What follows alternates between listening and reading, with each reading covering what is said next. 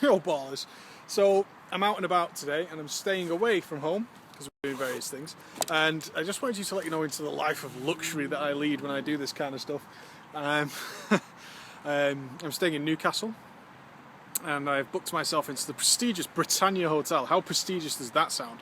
Take a look at the brown cube that will be my home for the... You ever seen a more disgusting hotel in your life? Holy shit. And the view, I hope I get a room with a window, because my view is of a car wash. So maybe I can stay up at night and watch some car washes. How awesome would that be? Welcome to my IRL video for this week. Okay, I'll take you on a tour of my lovely hotel. Check that view out. Yeah, looking lovely. Who is this guy? Like, this is the artwork on the walls. Ooh. It's by Pick Mimimim. I can't read that. So this is like the pure oldest hotel in history. So we used to go through the fire door. More bedrooms that way. And what down this? Look at this carpet. Oh my god, straight out of 1936. Look at, oh, a little bit of a view. Will the camera pick it up? Awesome. More cars. Okay, so down into reception. Now this is a reception. I've just had to hire an iron because giving people irons is very dangerous. Very dangerous. Okay, mission update. I just went to try and eat. It's 7:30 in the evening. Reasonable time to eat, right? In a hotel. So like I had a bath, which is actually legit. This bath out. It's like one of the first baths I was ever able to actually fit in, which is pretty decent actually. I was really impressed. So it was nice and deep and stuff. So I had a really nice bath, feeling chill. So, alright, I'll go and eat. Restaurant opens at 6 o'clock. Hour and a half ago. So, I go downstairs to the restaurant. This restaurant seats like 100 people. No shit, it's like a huge restaurant. There's 10 people in the restaurant. The girl says, "Have you booked?" And I was like, "Booked? It's a hotel restaurant. Why would I have booked? What do you think this restaurant is?" I was like, "Booked? No, it's a hotel restaurant. It's where the guests eat. We don't book." She said, "Oh, you'll have to book." I'm like, "What?" I look at this empty restaurant. I'm like, "Are you joking? Are you trolling me now?" And she's like, "No, we're still setting up the tables from 6 o'clock. Well, you open at 6. You would set the tables up before you open, because people are going to start eating at 6 o'clock. Am I right? Am I joking?" And she wouldn't see me. I have to go back in 10 minutes to then get my table, my illustrious table. I'm going to try and take the camera down. They're a bit funny in the UK about me filming stuff like that. I'm going to try and set the camera down because I guarantee the restaurant is still empty. And this is the restaurant I had to book for because apparently there's just not enough seats. So I did do, where I got trolled even further, is I went to the garage that I showed you before. I did get a room with a view. Check it out. Oh, camera. Failing. No, camera's not having that. Too dark. It's too bright out there. Anyway, I went to the garage across the road, so I figured I got 20-25 minutes to kill. I'll get myself a can of Monster, I'll sit out because it's quite warm, and I'll get some toothpaste, because this hotel does not come with toothpaste. These are the toiletries they gave me. Okay, come on camera. No. Okay, there we go. Ah, right, okay, they gave me this, which is hand and body lotion, and this is my soap. This is my soap for me. That is my soap. I could just... It's my soap for 2 nights. That is my soap. Oh my god. So I went to the local shop and I picked myself up a can of Monster. Can of Monster, where I come from, runs me around about £1.30. Usually a pound, okay? £1. That, £2.10. I then also went to the shop and I bought myself hair gel. They only, of course, sell designer hair gel, £4. And I also bought myself some toothpaste. Of course, they only sell legit sort of branded toothpaste, another £4. So the money I actually got out, I got £10 out to buy myself some toothpaste, some hair gel, which I left at home, and a can of Monster. I actually had to go outside and get more money to pay for it. I shit you not, I feel like I'm in Twatsville. I'm in some joke place. It's really ridiculous, insane. So I'm going to go down and hopefully get some food in a minute. We'll see if we can get in, because you know what I mean. It could be sold out. Okay. been to the restaurant again. Need another 10 minutes. They're really struggling. Guys, you see it's really loud in here, but are you ready to see how full this restaurant is? And down there is a whole nother area of seats. And I'm at the wall, so there's about 10 people in the restaurant. Okay, so I'm not one to really rub it in about how fail this hotel is. But look, the quilt doesn't cover my feet. I've tried like repeatedly, but it's just not possible to get this quilt to cover my feet without like really stretching it. It's fucking ridiculous. Oh man. How can they buy quilts that don't fit the beds? Like, that's the edge of the quilt there. Like, can you see that shit? That's like the edge. And like, that's including the edge not on the bed already. It's just a fucking massive world of fail, guys. So I'm going to sign out for the night. And try and get some sleep with my feet still hanging out of the bed. And off the edge of the bed as well. These beds must be about 6 foot. If I really like bash my head against the top, I can get my feet on the bed, but they are like ridiculously out of the quilt. Good night, ballers. Yo, so I just got home. It's like 5 PM. I picked up BK for me and Emma. I'm just approaching the house. Before I get the BK out though, I think we're going to see if Ben remembers me. Now this could all go horribly wrong, and Ben's not going to remember me whatsoever, because he's a puppy. But we'll see.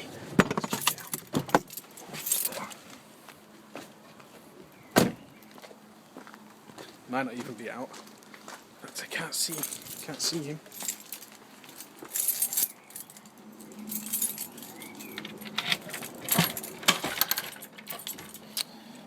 I must put the chain on the door.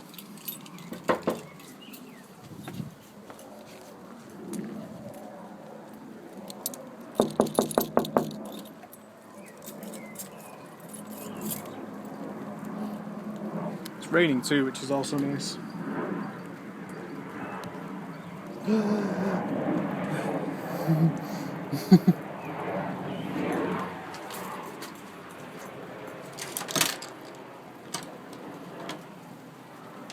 Let's see if Ben did remember me. Hello. Oh, he remembers his mum. He remembers his mum. Look at his tail going. Hey guy, how's it going? Just woke up. He just woke up. We've been having a... Holla ballers! It's the next day.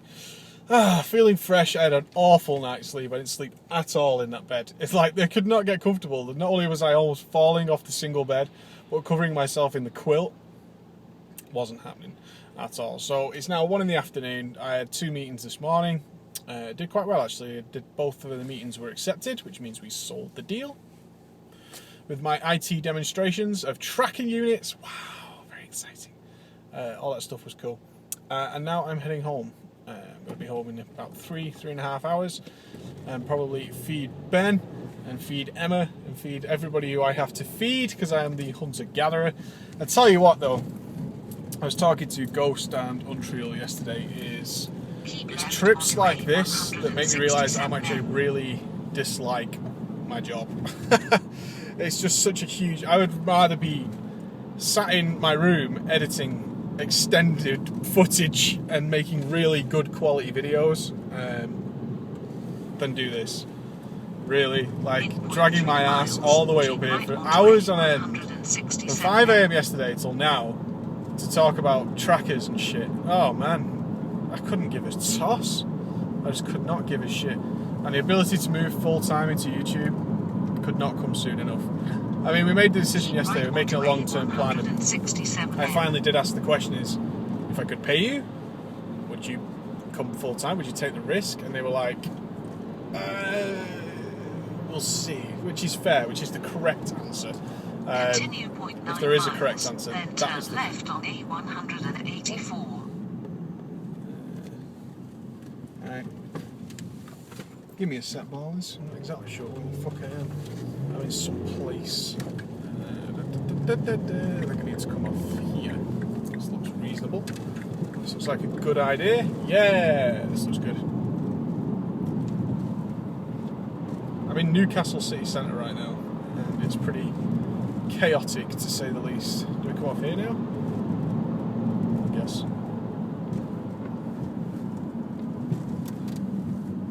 I have no idea where I am. I'm going to come back. Okay, we're back in the game. I tell you what, negotiating a city centre sucks. Sucks massive, massive balls, really. Like, I had to go through so many one-way systems and no car lane. Like, in the centre of Newcastle, they have a full lane of road. Right in the middle, the busiest part of the city, that is for no cars. It's only allowed for taxis and for vans. What? Fucking joke. It's empty. It was actually just empty. And there's just everyone else crammed into the other lane. But there's police there to watch it.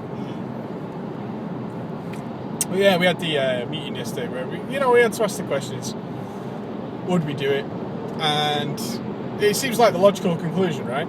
Sometimes you just need to take a big decision, like giving up your job, taking a risk on something as risky as YouTube, which it is. It's risky, it's a massive risk, and dealing with the consequences. And it's easy to be afraid of that, Like, I can understand how people are very reluctant to take those risks. There's something safe about doing a job that, you don't really like it, but it pays the bills. Occasionally you might get even a nice payout, and overall you've got a reasonably comfortable life. Can't complain too much. I mean, I complained about the fact that I have to stay in a hotel that wasn't 5-star. That's not a big deal in the long grand scheme of things. And neither is having to do these big drives all the time. What it's more about is, I don't love it. And when I wake up in the morning, I'm not like, yes, I get to do some tracker meetings today. Fuck that, man. Shit. But it's something very comforting that your bills are paid, you've got job security, somebody else is in charge, so if something goes wrong, it's not on your head, It's not your fault. I'm not responsible for anybody. I'm not responsible. So the decision to go full-time would be like, I would be taking the brunt of the risk, ultimately, because I would be the one who's to send that email or that letter that says, I'm leaving my job, I'm doing this now.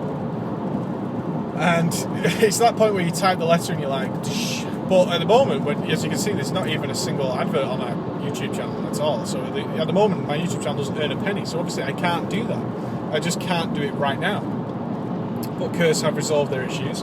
I have spoken with their new ad sales people, and they're really cool.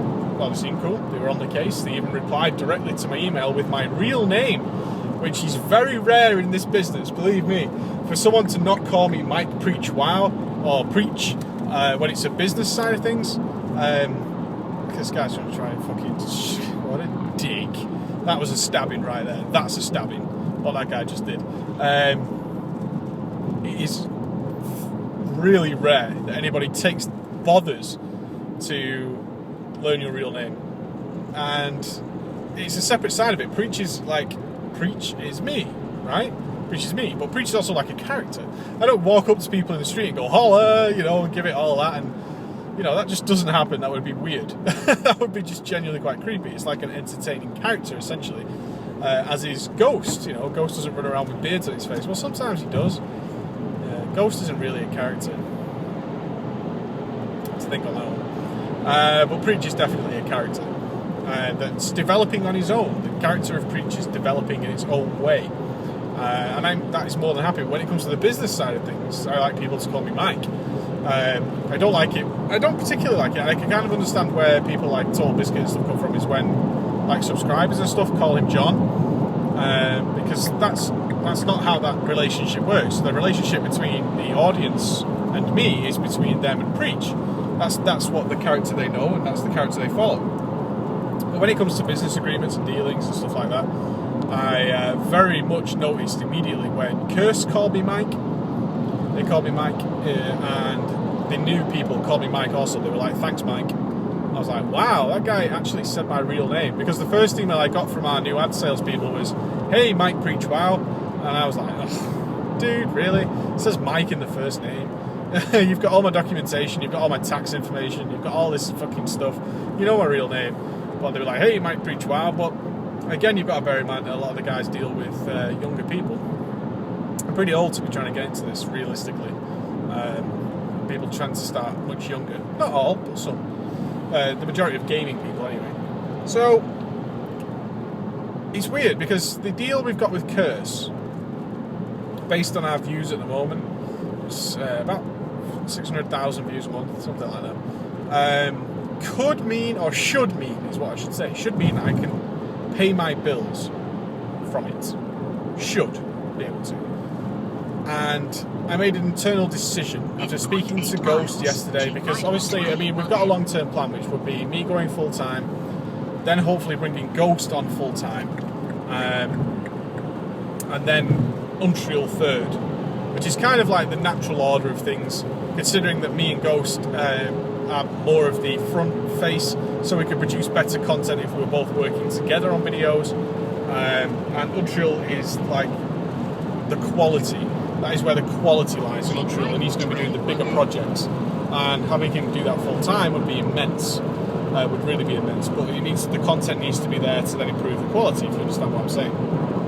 So we sort of sat. Well, we didn't sit down. It was on Skype and spoke and conversed. Happily, it was Ghost I was worried about, because Ghost got a family. So I mean. And that is a worry for me as well. I don't know if if he sees it from that side as well. Is when I ask him these questions like, would you do it if I could pay you what you're earning now, if not more? Would you do it? And that's a huge risk on my shoulders, because I have to take into account that he's got a family, and if I fuck up and just stop making videos or something like that, then he doesn't get paid because the money isn't there.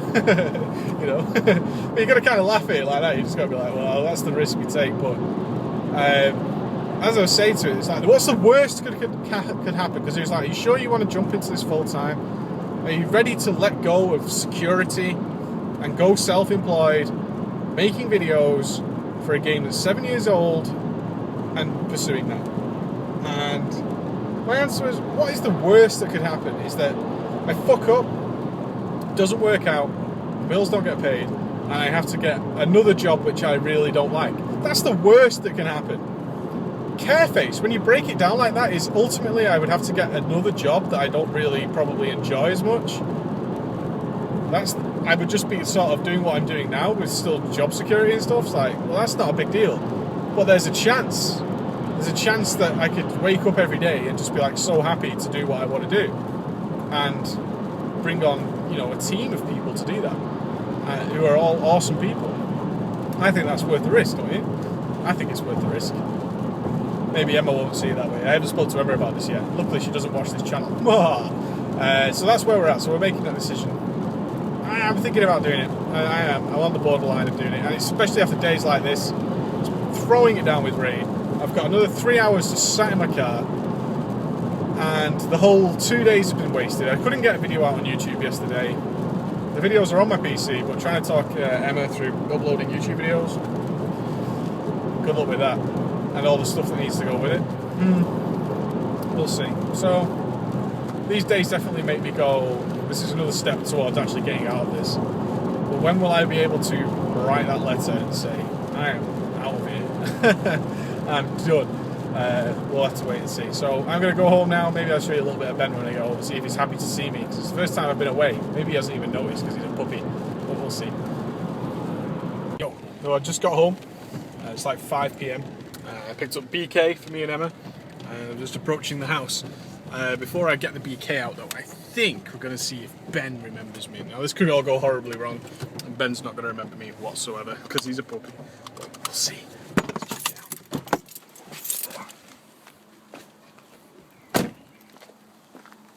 Might not even be out. But I can't see him.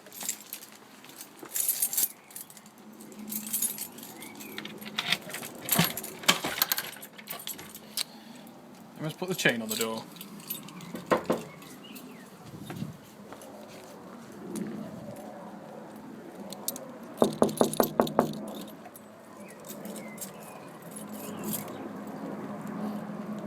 It's raining too, which is also nice.